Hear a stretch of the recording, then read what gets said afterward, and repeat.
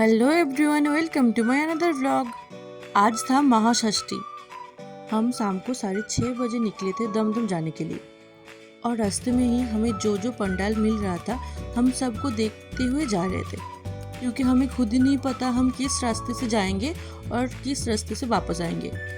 इसलिए जो जो मिल रहा था हम देखते हुए ही जा रहे थे। आज हमसे एक बहुत बड़ी गलती हो गई थी। पंडाल से 1 किलोमीटर दूर हमने बाइक पार्किंग किया था और पंडाल में अंदर जाने के लिए बहुत सारे गेट थे और हमें मालूम ही नहीं था हमने कहाँ बाइक पार्क किया था, क्योंकि एंट्री एक तरफ से होती है और बाहर जाने की जो रास्ता है ना वो अलग होता है।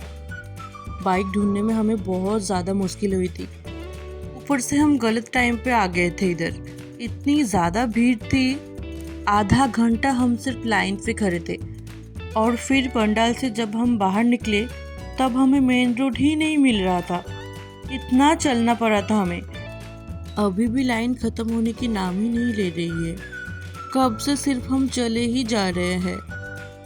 इतनी लंबी लाइन देखने के बाद मुझे तो और जाने की ही इच्छा नहीं हो रही थी। इतना दूर आ ही गए थे इसलिए ही हम जा रहे थे, नहीं तो बिल्कुल भी इच्छा ही नहीं हो रही थी और जाने की।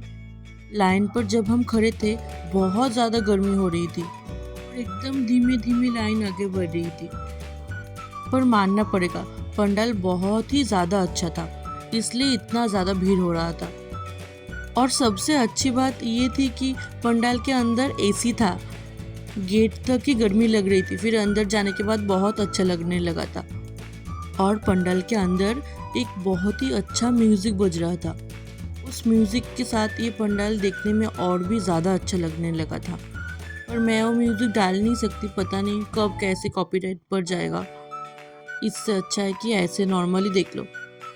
और माँ दुर्गा की मूर्ति भी बहुत यूनिक थी। पंडाल से बाहर निकलने के बाद छोटा सा एक स्टेज था, उधर आप जाकर कुछ भी कर सकते हो। कुछ भी मतलब गाना गाना, डांस करना या फिर पोइट्री करना, एक्टिंग, कुछ भी।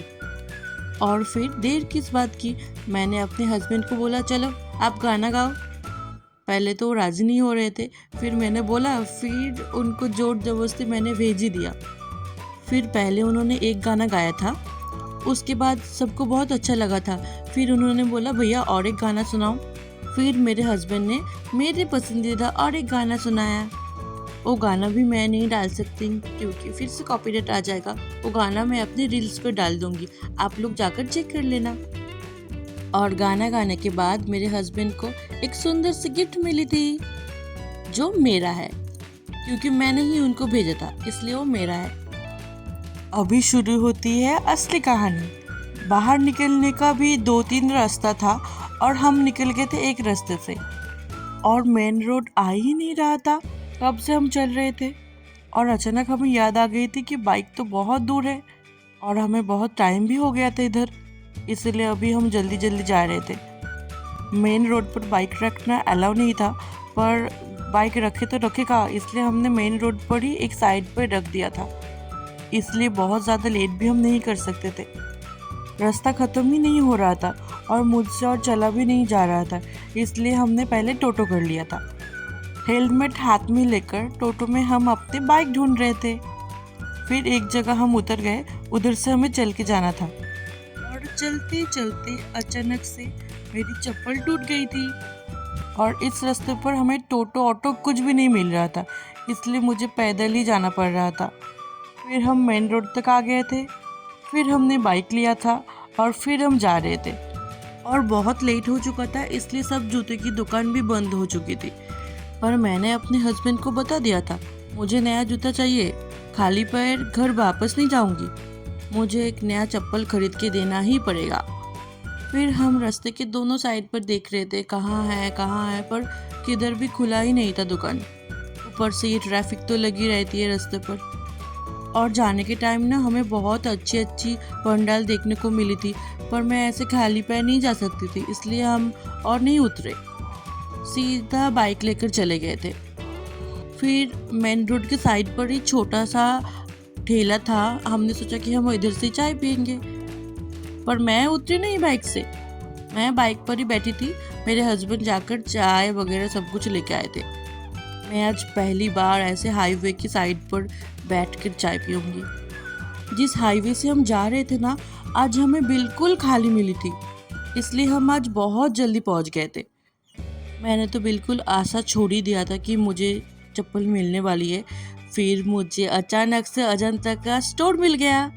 स्टोर बंद होने ही वाला था, पर मैंने बोला भैया भैया मेरा जूता टूट गया है, प्लीज़ मैं एक ले लेती हूँ। और फिर मुझे मेरा नया चप्पल मिल गया था।